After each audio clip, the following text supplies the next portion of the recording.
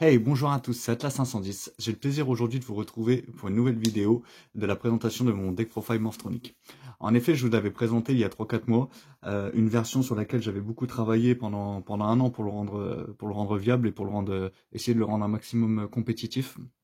Et du coup, je vous avais dit que je ferais une mise à jour parce qu'il y avait du nouveau support qui était attendu pour POT. Donc, du coup, j'ai pu récupérer toutes les cartes et aujourd'hui, je vous présente du coup la nouvelle version de mon deck.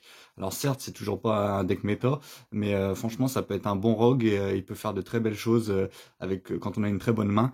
Donc, du coup, je vais vous présenter ça tout de suite. Donc, on va commencer par le starter du deck.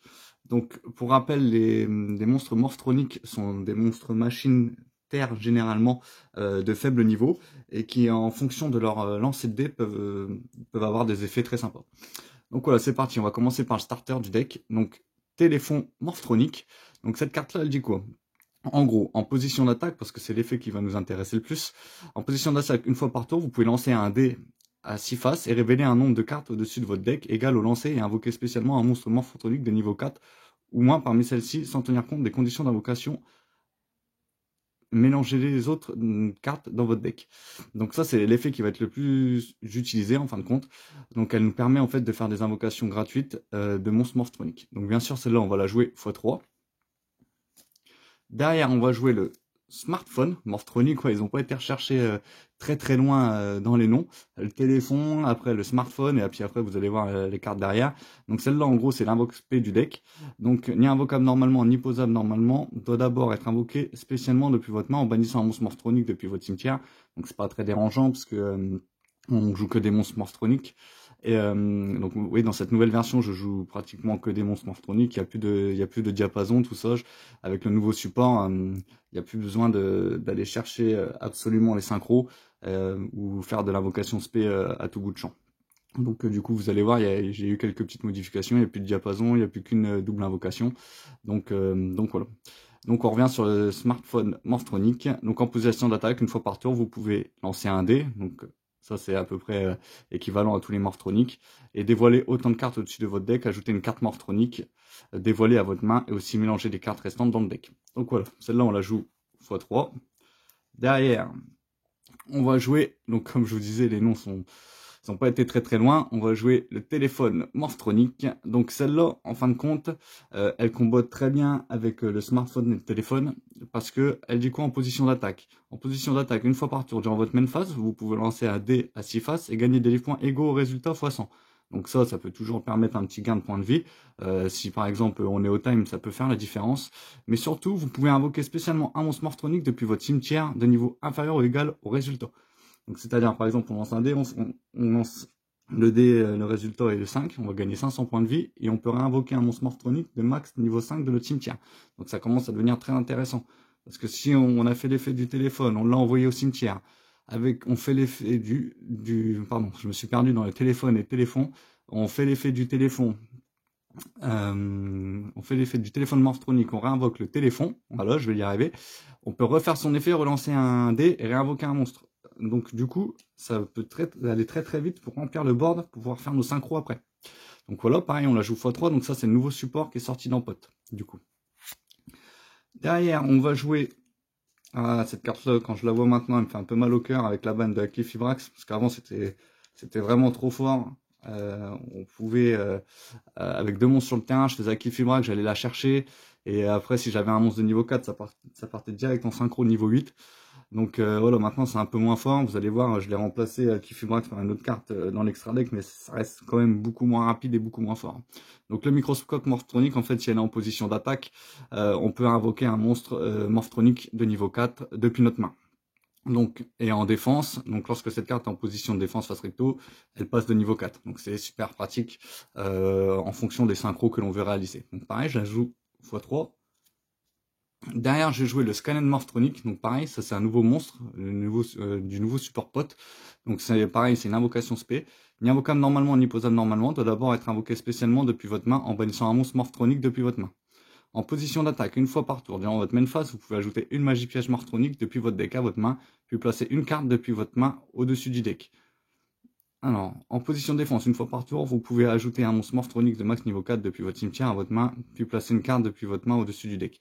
Donc cette carte-là, je la joue beaucoup parce que c'est un monstre de niveau 6 qu'on peut invoquer SP. Donc par exemple, on peut invoquer le Scalen Morphronique depuis la main si on a d'autres monstres morphroniques. Après, on invoque le smartphone. Et tout de suite, synthoniseur niveau 1 et un monstre de niveau 6, on obtient une synchro 7.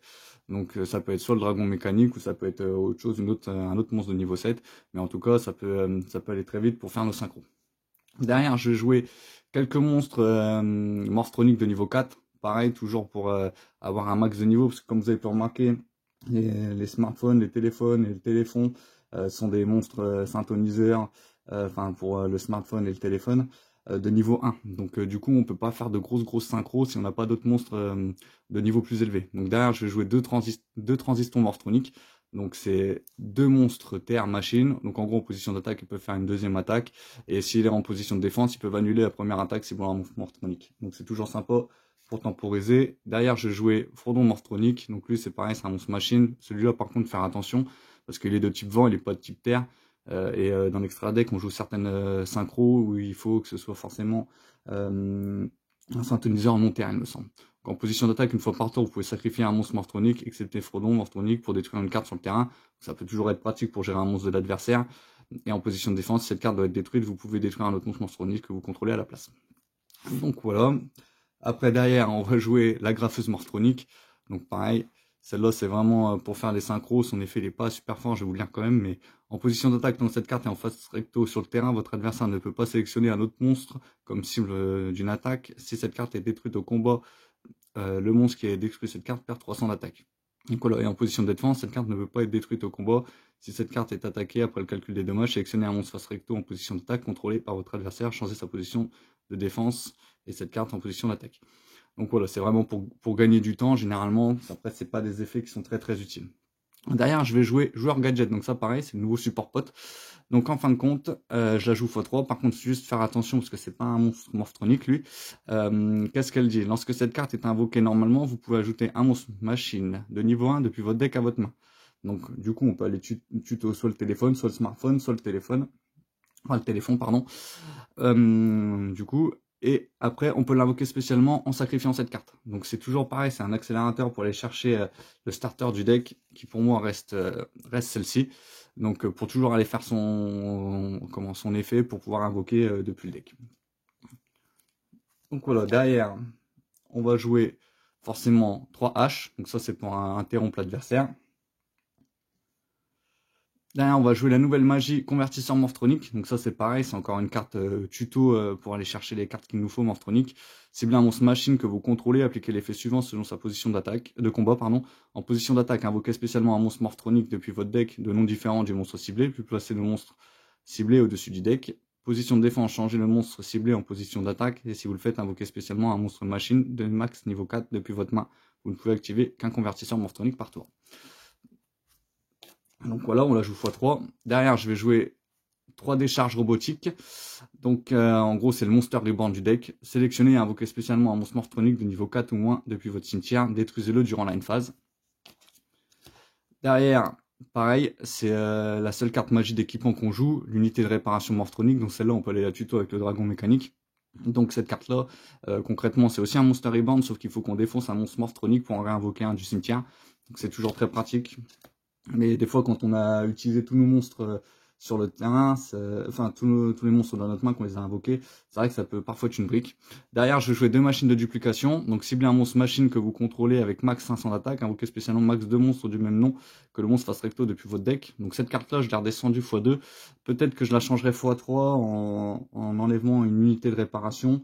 Parce que honnêtement, tous mes monstres, que ce soit le téléphone, qui soit ici, le smartphone, et l'autre téléphone morphronique, ils ont tous moins de 500 d'attaque. Donc je peux l'utiliser avec tous ces monstres-là. Alors qu'avant, c'était un peu plus compliqué. Je pouvais l'utiliser qu'avec le téléphone ou le smartphone. Et des fois, ça briquait un peu dans la main. Donc de toute façon, je réfléchis toujours pour améliorer ce deck-là, parce que c'est le deck que je prends plus mon pied à jouer avec. Donc je réfléchis toujours, et en plus il y a eu du nouveau support dans le dernier bataille de légende avec les bêtes cristallines pour tout ce qui était lancé de dés. Donc je vais pas tarder à acheter toutes les cartes et à regarder ce que je peux améliorer. Derrière, une double invocation, si vraiment jamais je suis embêté, que j'ai pas mes starters, ça peut toujours être utile. Un 1 pour 1, parce que les monstres les plus intéressants du deck sont tous de niveau 1, donc ça peut être utile, encore une fois, pour aller chercher les starters. Le pot d'avarice pour recycler, parce que le but du deck, c'est de faire énormément des synchros. Donc en plus si je peux recycler de mon cimetière, remettre dans mon deck et piocher, je vais pas m'en priver, honnêtement. Derrière, un plumeau de Damarpi pour gérer tout ce qui est magie, PTMP. Et 3 infinis éphémères, pareil, pour pouvoir gérer un peu les effets des monstres adverses. Donc voilà pour toute la partie main deck. Donc vous avez vu, il y a eu pas mal de nouveautés. Après, le seul regret par rapport à l'extra deck que je vous dis, c'est vraiment la bande d'Alkifibrax qui pour moi ralentit le deck. Mais voilà, malheureusement on fait avec. Hein.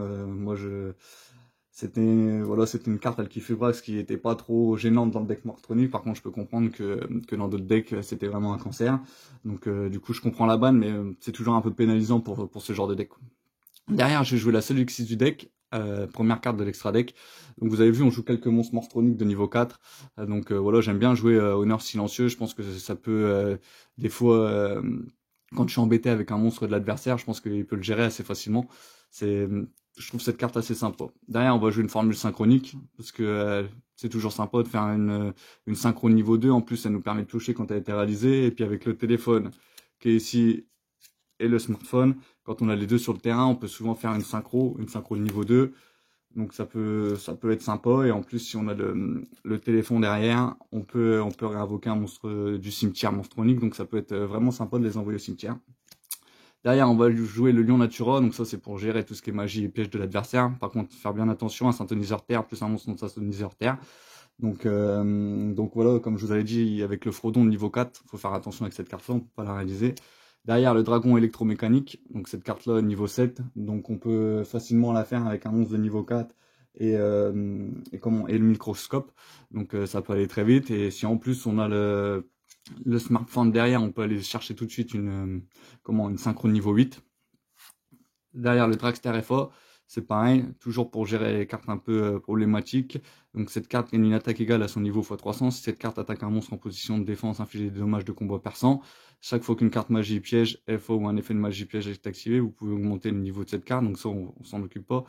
Et après, une fois par tour, votre adversaire active une carte magie piège ou un effet de magie piège. Vous pouvez réduire le niveau de cette carte de 2, et si vous le faites, annuler l'activation. Donc ça peut toujours être utile pour gérer les magies et pièges de l'adversaire.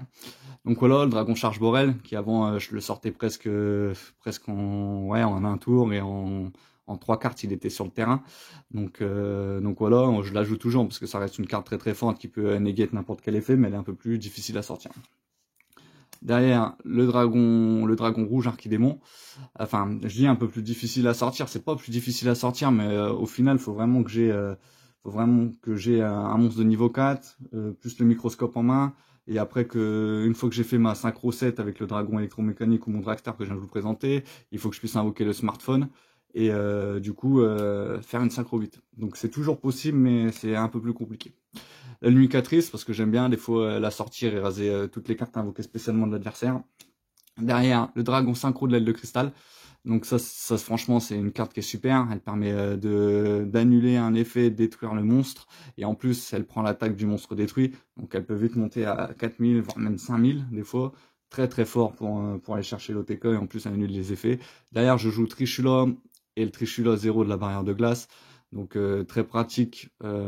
Franchement, cette carte-là, quand elle est sortie, lorsque cette carte est invoquée par synchronisation, vous pouvez bannir max une carte depuis la main, une carte depuis le terrain et une carte depuis le cimetière. Donc ça, c'est très fort, mais je la sors souvent après. Je fais le Trishula Dragon 0 de la barrière, lui permet de bannir 3 cartes sur le terrain, et en plus, s'il est détruit, je peux réinvoquer Trishula avec un boost d'attaque. Donc ces deux cartes-là sont sympas. Après, ça fait quand même des grosses synchros. Après, quand elles passent, c'est sûr, c'est forcément létal pour l'adversaire. Mais ça reste quand même des grosses synchros. Je me tâte à remplacer Trishula ces deux cartes là, je me tâte à les remplacer par la synchro MEP là, de niveau 10 qui prend de l'attaque en fonction des monstres bannis. Comme vous avez vu avec le Scannen Morphtronic, je peux bannir des monstres Morphtronic. Je me dis que ce serait pas plus intéressant et après de remplacer l'autre Trishula par Apollousa. Franchement, ça peut être. Je pense que dans la future decklist, je pense que ce sera comme ça que j'aurai le deck.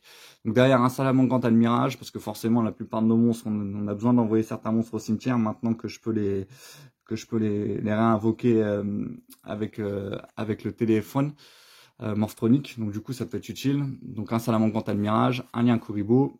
Derrière, le gadget platine, je peux invoquer n'importe quel monstre de type machine de max niveau 4 depuis ma main, sauf que le problème avec celle-là, comparé à Kifibrax, je peux pas m'en servir de Link le tour où elle est invoquée. Donc du coup, une fois que j'ai invoqué ça, je peux pas m'en servir de matériel. Le dragon épée Borel pour l'OTK et le dragon charge Borel, qui sont deux cartes que je trouve très difficile à gérer. Généralement, quand elles sont sur le terrain, l'adversaire a du mal à les gérer. Et puis le dragon épée Borel, franchement, c'est vraiment une machine à OTK. Et le charge Borel, je peux prendre un monstre de l'adversaire, ça reste très très efficace encore. Donc après, pourquoi pas entrer un access code, ce genre de choses, je réfléchis toujours. Donc voilà, c'était la présentation de mon deck Morphtronic pour 2023. Sachant que, comme je vous l'ai dit un peu plus tôt dans la vidéo, il y a du support qui est sorti dans Bataille de Légende. Et je devrais avoir les cartes cette semaine normalement. Donc voilà, c'est cette version-là que j'ai joué, que j'ai trouvé, que je joue depuis 2-3 mois et je la trouve assez forte. Mais il y aura bientôt une autre version du deck profile que je vous présenterai avec plaisir sur la chaîne. Voilà, c'était Atlas 510. Au plaisir de vous retrouver pour une prochaine vidéo. À bientôt.